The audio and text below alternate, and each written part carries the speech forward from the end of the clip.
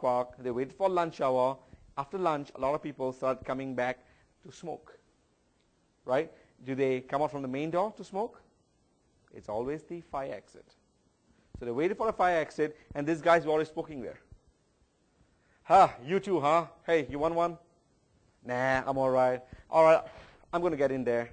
As soon as the door opened, and they said, I'm going to get in there. Thanks. Hey, see you later. They walked in, and they had rooms with network connection. Started scanning. You're in. So these are real-life studies, and I'm going to share with you another one later, as I have the time. I'm just looking at my time. Okay, I'm going to move a lot of the technical stuff. And all right, firewalls. We talk of firewalls. Oh, Sanjay, I belong to this country. We've never been hacked. We have a firewall. Good. Ever thought of an insider attack? Does a firewall solve an insider attack? No. In fact, there's a tool. And what the tool is going to be able to do is, if I have an internal guy who is my bigger threat than the external guy, and this is a very old tool, right? And what is it going to do? Here's what it's going to do. 1 minute, I'm just moving ahead of myself a little bit. It's called the reverse www shell. And what it does is, as soon as I have a guy inside, it's going to use the port 80, which most rules are going to allow because I assume you allow them to serve the web, and it's going to create a connection with the hacker side, and I'm going to now be transferring data from the inside to you using port 80. And this is just one of the old tools that we do in CH that we show. It just goes to show that you should be extremely careful when you start saying, I have a firewall and I've got 5 firewalls. You can have all the firewalls you want. You can lock your doors as much as you want. But if the door is going to be open from the inside, you are not going to be able to prevent it. So you may have all sorts of rules. You may have disaster recovery plans. You may have, a system where you think that is completely secure. Have you tested it?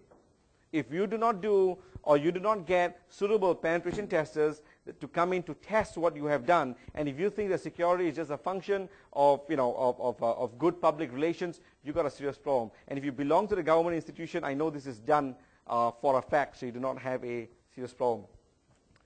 Physical security, this is the best. I was invited to visit or semi-inaugurate this disaster recovery facility in this city.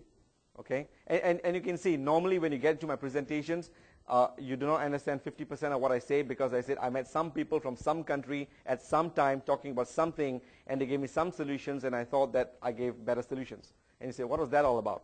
So here was the disaster recovery facility, and they showed me around. They were really honored. Sanjay, it's an honor to have you here. Let me show you around to impress me because I belong to the security group. Oh, biometrics, retinal scan. I said, oh, not bad. And I'm walking in. There was a problem. There was someone else with me. They did not ask who the guy was at all. They assumed that if he was with me, he was fine. He was cleared. Because you don't want to be rude to your guest, right? You don't want to say who they are. So they do all of this stuff.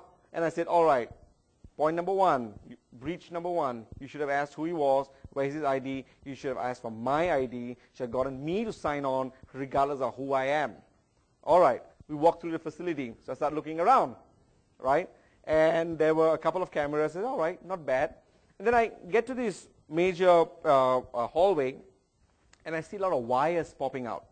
And I see devices, I see a wireless access point, and immediately my jaw dropped. And and without giving it away, I said, hey, all of these wires, I'm pretty impressed. What are these? Oh, no, this is just the wireless access point, and basically, any of the staff that wants to, check their emails or whatever, they could just sit down here. We want to have a fun culture, something like Google, and they could sit around here. And I'm like, oh my God, get out of here. This cannot be true. So yeah. So let me ask you a question. Does this run through the central servers? Yeah, all of that. We have disaster recovery, and we have all those plans, and if it comes down, we just swap, and yeah, it's completely fine. I say, cool. Mistake number 2. All right, we walk in, and they take me to the clean room, right? And they show me all of the servers, and they talk about all the technological thing, and I said, I want to meet your top security guy. I said, oh, let me show you. So this guy comes around. What a gem of a guy, a wonderful guy. This is our top techie, right? And he's the guy that's in charge of the entire facility. He's the guy that's actually configuring all of these servers. He's the guy that's making sure that if the site is down, you got a problem. Okay? And this was a very highly rated facility. So I meet this guy, I say, oh, so what kind of training do you have? I'm really impressed. I'm social engineering this guy without him knowing that, right? I mean, just because you knew our Sanjay does not mean I cannot social engineer information from you. So I kept asking him questions. I kept basically, telling him how great it was, and he liked that. And he started telling me information. And I said, oh, what kind of patches do you have? What kind of operating system do you run? Oh, but in case of this hack attack, what are you going to do? Oh, this is our response. This is the way we do it. I say, fantastic. That's really good. I got all this information. Very good. What kind of security background do you require people to have? Oh, no, well, we really don't have all of that. I mean, basically, we do a pen test, and we get these outside guys to come in, and they make sure that we're secure. I said, okay. You mean that all of this data that is from all of these corporations that are entrusting you for disaster recovery, you're not basically having someone in-house that's actually checking this through? Oh, no, I am qualified. I mean, I've done this certification, that certification. By the way, none of them were vendor-neutral certifications. They were all a vendor-bias certification that taught you configuration and not hack or security. So that posed a problem. So I said, okay, all right, okay. Problem number 3, you don't have the right people. We moved on to the back door, and they showed me another part of the building, and they showed, this is our strong room. And it was really a strong room. It was literally because what they did was they took a facility of a bank, and this bank basically had a strong room where they used to keep all the safe deposit boxes. So they moved out, these guys moved in. And they showed me the strong room, and I said, wow, it's amazing because you still have the facility with all the iron door and all of that. I said, fantastic. What's out there? Because I normally love the back doors. So I said, I want to take a look. He said, oh, that's the back door, and guess what? The back door was wide open, right? There was a brick in between 2 doors. And I nearly got a heart attack when I saw that. And I said, I was just trying to be very polite because, I did not want to show my facial expressions that I was not impressed. And I said, can you explain to me why is this door wide open? And they said to me, oh, that's because, the electricians are coming in and out, and they're just repairing some things at the back. So, instead of going through the entire mile, we just let them come in. And this is a disaster recovery site, right? And this is the kind of security that we have. You have all the security in the front. You have nothing at the back. So go back home. What you should learn out of this one example is go back, take a look at your organization, look for the exit signs, and ask yourself a question.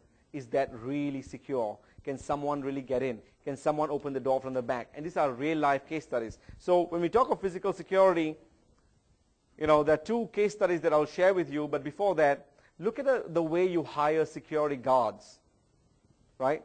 Now, normally, with all due respect to security guards, they aren't normally the PhDs. Am I correct? Anyone here hires PhDs to be your guards?